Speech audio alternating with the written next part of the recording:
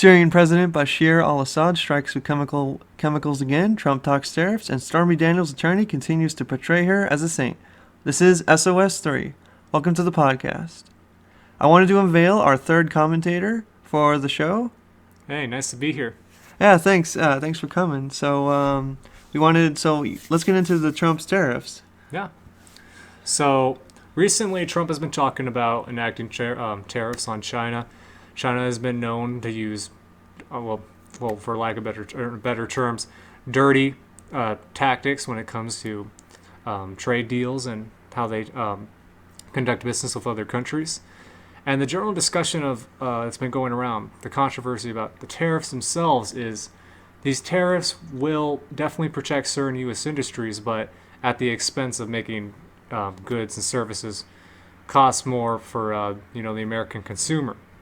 And they will definitely bolster up jobs in the industry that the tariff is based around, but they may actually cause job loss in other areas of the economy. So really what the question is it worth protecting a certain industry? Is a certain industry, specifically in this case, what Trump's talking about is the steel industry, is it so vital to protect that industry that we have to sacrifice other components of the economy?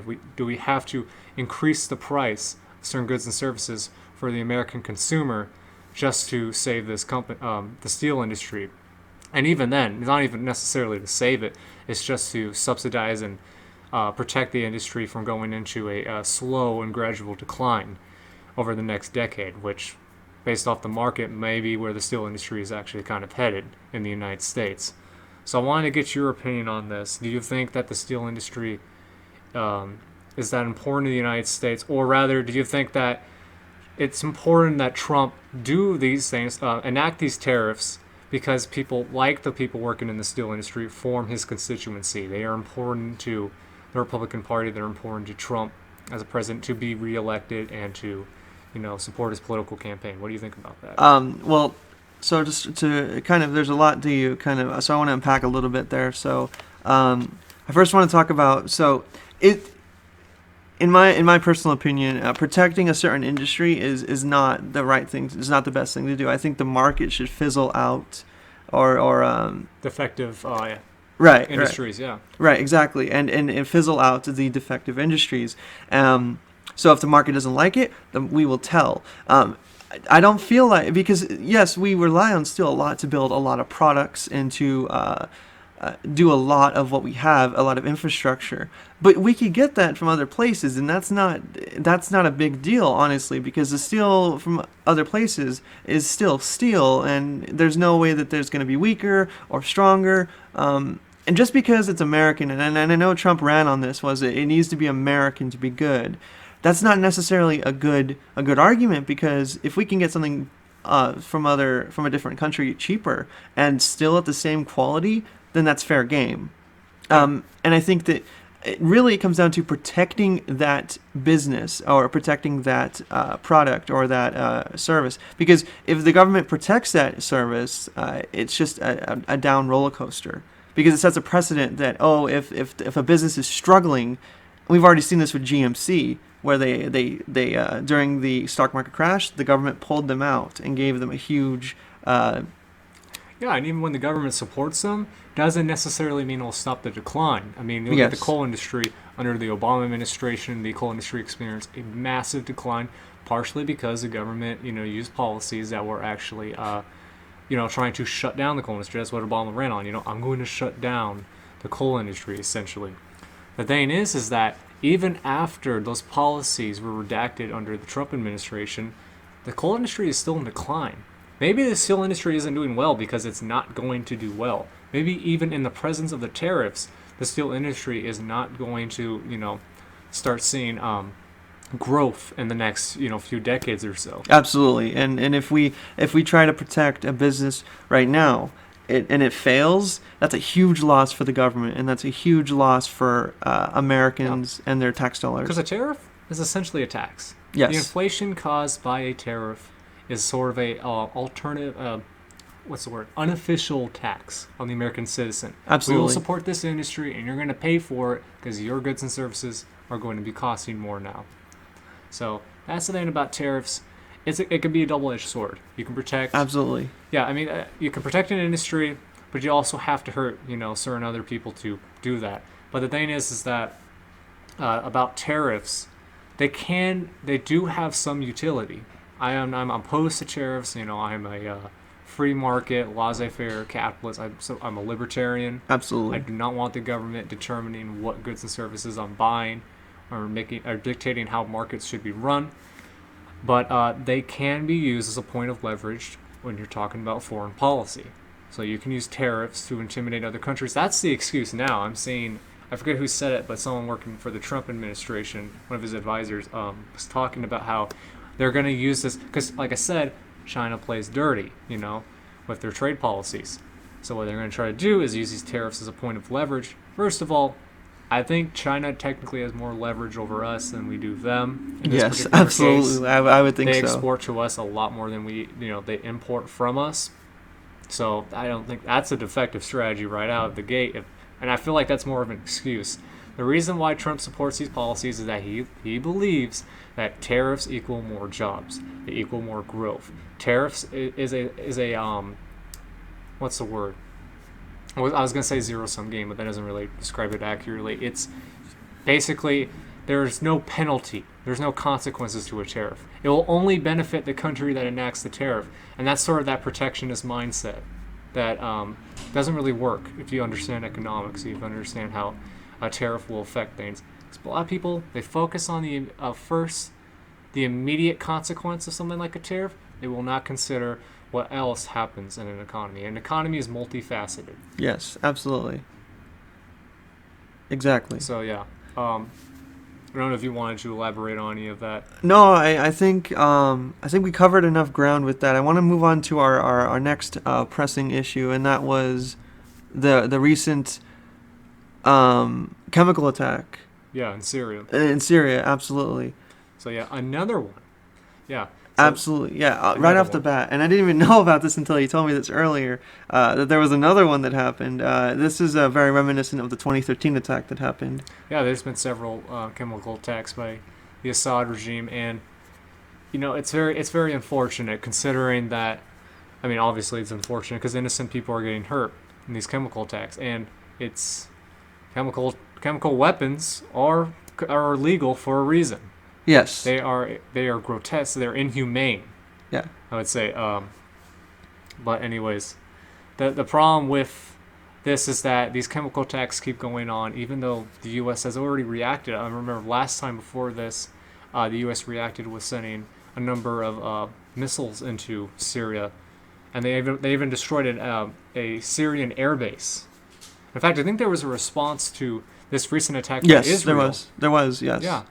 So Syria keeps being striked in response for these chemical attacks, and they persist despite that.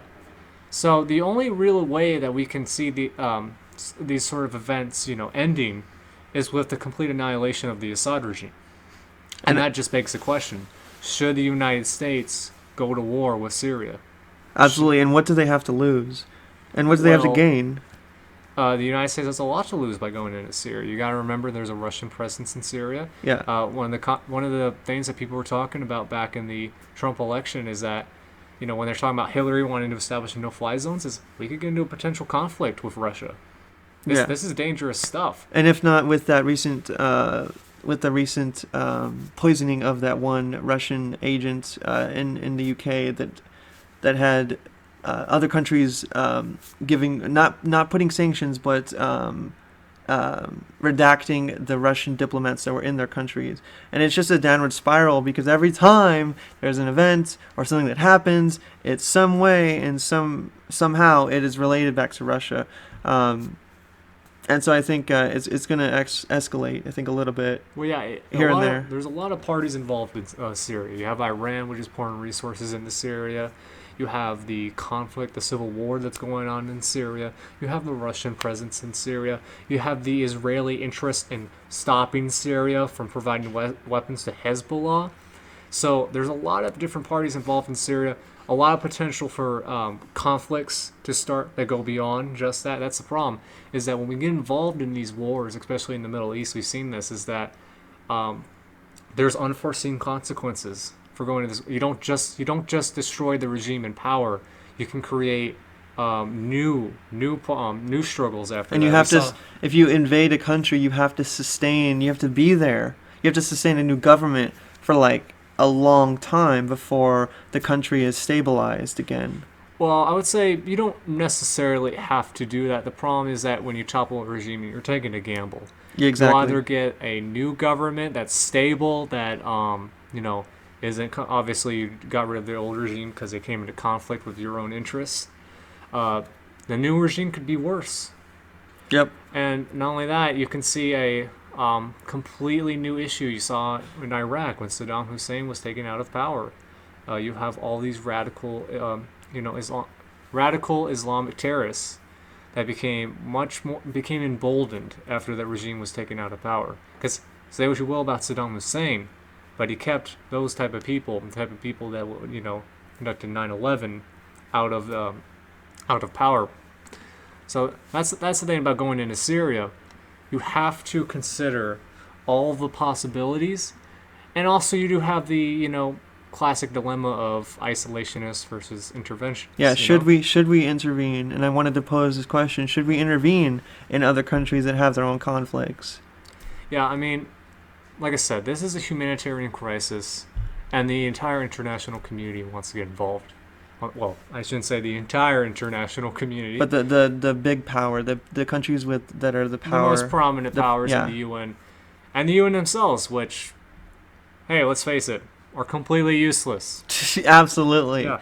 I believe that Syria is actually on the council that addresses things like chemical weapons. Yeah, they're on the humane or the civil. It's the not civil rights, but it's the. I don't remember the exact name of it, but it's a committee basically dedicated to addressing humanitarian issues and the use of chemical weapons. And it's ironic to find them. Yes. It's extremely ironic to find them on a board that is promoting civil rights and humanities. Yeah, and they themselves are in violation of those civil rights issues. So the thing about Syria is, I don't see any reason why it would be in the immediate interest of the United States to to intervene, and also there's a lot of potential for the conflict to go beyond just Syria.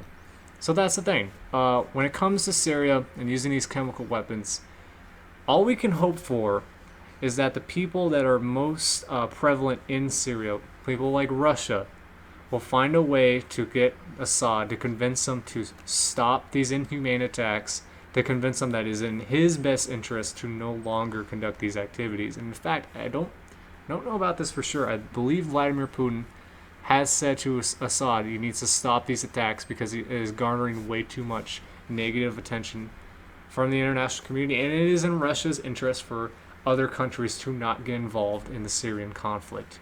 They want to bolster up the Assad regime. They don't like it when the Assad regime does things that are counterproductive to its own rule, to maintain its own rule in the country. I would like to pose a question to you though. Do you think that there, like, potentially, if there are more gas attack or chemical attacks, do you think potentially that we would find ourselves in another conflict, in a year or maybe decade conflict?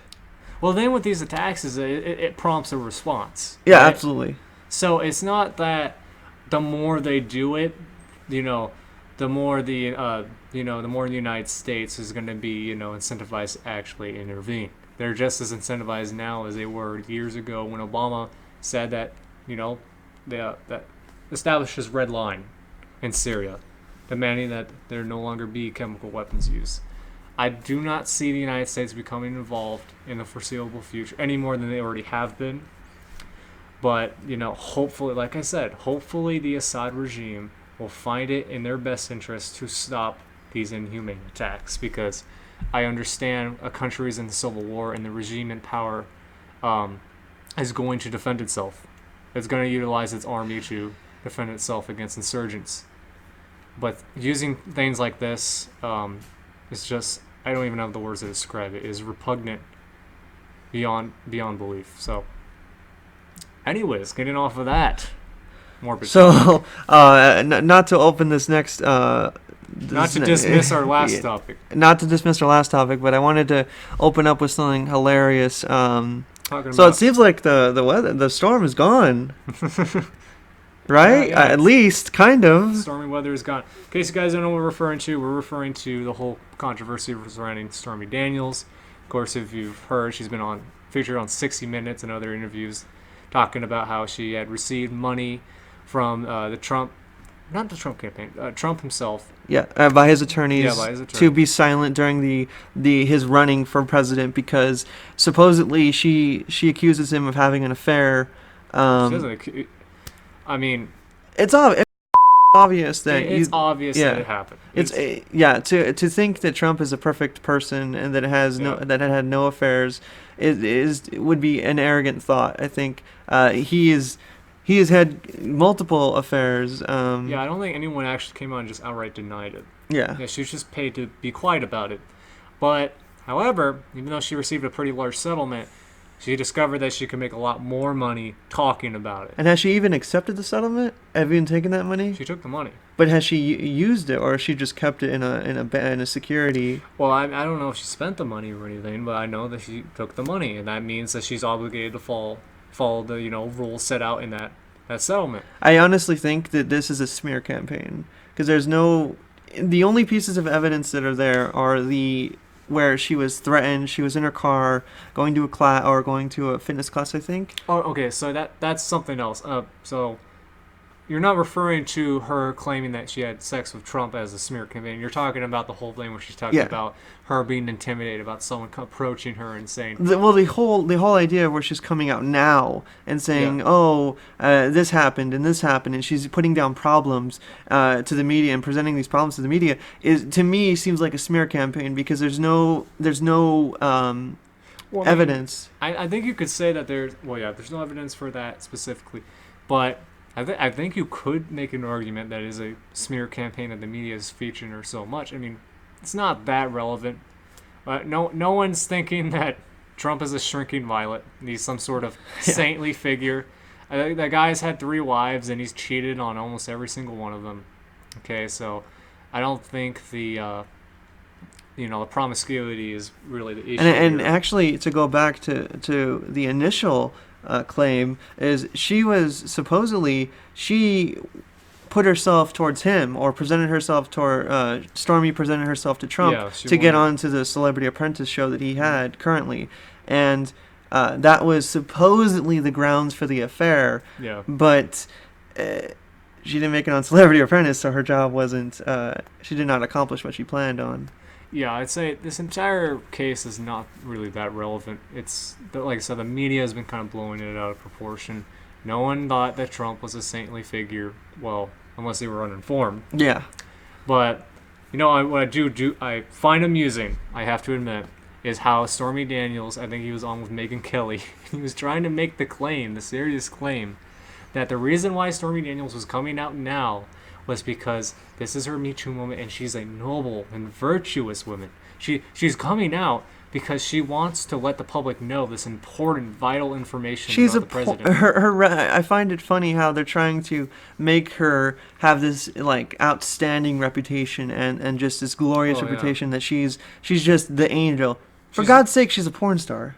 Yeah, like I said, she came out and she started talking about this stuff because she discovered she could make more money talking about it than the amount of money she got to shut up about it. Right, and she can potentially have more contracts from adult film industry or from adult film companies. It's good publicity. It's amazing publicity, and she has completely risen to the #1 spots on multiple adult websites because of this. Would you like to tell me how you know this? No, I don't. Trust me, I have my sources. Don't worry, you can edit it out of the podcast. Just let me know. Okay, all right. I mean, anyways, her reputation from the start has been tainted. I mean, she's a porn star, for God's sake. She sleeps with men as a job. Yeah, for gain. So. Yeah, and of course, nobody has even thought of. Oh, maybe. Wait a minute. She does this for a living, so maybe she used the only skill that she has. Not to discredit her that she has any other skills, but the only skill that she's developed throughout the years in her job, she used that to gain a spot on a show. Oh, dude, you don't even ever heard of her being famous for being a water painter. She's got tons of talent. Oh, really? She's a water painter? She's a real Renaissance woman. Really? You know? Yeah. No, she's renowned for that sort of stuff. I didn't know that. Interesting. Yeah, she just sleeps for men as a hobby. Oh. Anyways, so yeah, then with Stormy Daniels, I do find it funny the way that the media is trying to portray it, how her attorney is trying to portray it. Dude, you're her legal consultant, okay? Yeah. You're not her PR manager. You don't have to be so obvious with your attempts to lie. Yeah, exactly. Well, maybe not necessarily. I don't know. Does he believe that himself? I hope he doesn't. I hope no one here believes that a porn star who sleeps with men, mind you, men that she knows are married for her own personal gain, is somehow virtuous. That she had very good intentions of coming out and talking about this. The American people have got to know. They've got to know. Yes, because I'm sure that all this stuff unveiled in this will be forgotten. It will be forgotten by the next presidential election in 2020, and it certainly is not going to change anything in the upcoming 2018 midterm elections. I wanted to quickly touch on that. So the potential re-election of Trump is in fact is a high percentage, I think, because of stories like Stormy Daniels. Yeah, I think it's likely, but we'll have to see. We'll have to wait and see who the Democratic candidate will be.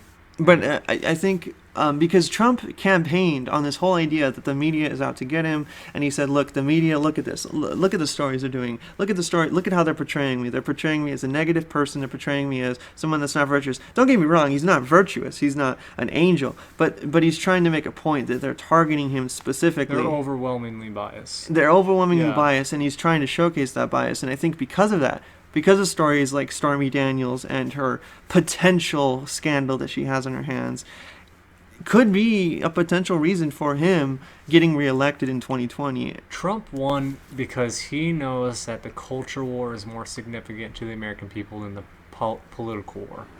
And that the culture war is sort of an extension of the political war. I think, who said it? I think it was Stephen Crowder. He talked about how, culture... No, let me think. Yeah, I think it was culture is upstream from politics.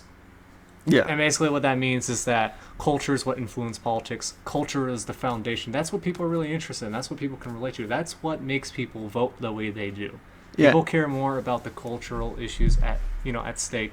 They care more about things like, what's your opinion on social issues like gay marriage? If it doesn't, put it more simpler, to put it in a simple way, if it doesn't affect me personally, then it doesn't really matter. Well, it's because the politics can sometimes be a little advanced. Exactly. Or, it just doesn't appeal to the common interest. Because when we don't want to think about it. When we're looking at world issues, world politics, international politics, like the story with what happened in Syria, the average Joe going to work 9 to 5 is not going to be like, oh, that affects me so much. He's going to be like, okay, Yeah, no, you're totally right. If you're a worker, let's say working in the Rust Belt, and you've lost your job recently, who do you care about? Do you care about the person?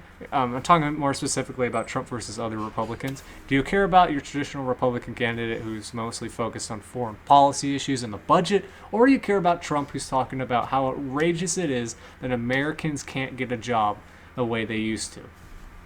Or talking about how outrageous it is that certain industries are declining for certain reasons. That's something that appeals more directly to the American people. And I think that's really why Trump was, selected in the primaries. When I was watching the primaries, Trump was eventually selected as the Republican candidate. I was astonished. I had no clue how this complete outsider managed to garner the interest of so many traditional, Republican voters. Yeah, and I think something that people kind of brush past is that. And I think something that Hillary, she ran on this was that, he's not qualified to be president. He had no experience in office. Well, I'm constantly reminded of the fact that, well, what experience should you have except already being a president? Well, no, here's the funny thing. It actually kind of worked. Her saying that actually kind of worked contrary to what she was trying to, the point she was trying to make. Yeah. What I'm saying is it's almost like a glowing endorsement now. Exactly. People don't want. People are actually kind of looking towards politicians that are outsiders and aren't technically qualified, because what they're kind of saying, the voters are essentially saying is, look, the people that are qualified, who are running our government, are not only incompetent, they're corrupt. That's the whole drain the swamp thing is all about. They don't think these people really care or are in touch with the American people, and what they want to see is they want to see new blood, fresh blood in the government. And it doesn't help that that these officials in Congress, the House of Representatives and senators, get reelected constantly and constantly and constantly. And I think the voters are starting to see, hey, wait a minute, these people do not have my vested interests in mind, so I'm not going to vote. And I think that's the most important thing to do is to vote. It's not about it that it doesn't count. It's just you should just vote in general, because you don't know, what could potentially happen if you don't vote. I mean, that person that's the incumbent constantly is going to get reelected because they have the same people voting for them, and they have the some would call incumbent advantages because of them being there for so long. Yeah, yeah, totally. The thing is that this midterm election, we're either gonna see one or two things. We're gonna see the Congress go back, or specifically the House of Representatives, go into the hands of the Democrats. There's already been polls that have been showing that there's likely going to be a much higher turnout for Democrat voters in the 2018 midterm. And it's usually wouldn't be surprising to me. It's usually how it turns out. I don't know if you would agree with me on this, but whenever there's a certain party that controls an election, there's usually, when it comes to midterms, the opposite party will take control because they're looking at the current party and they're saying, look, this is the reason all this stuff is happening, all these problems in the world, all the fact that your pet died yesterday. This is the reason.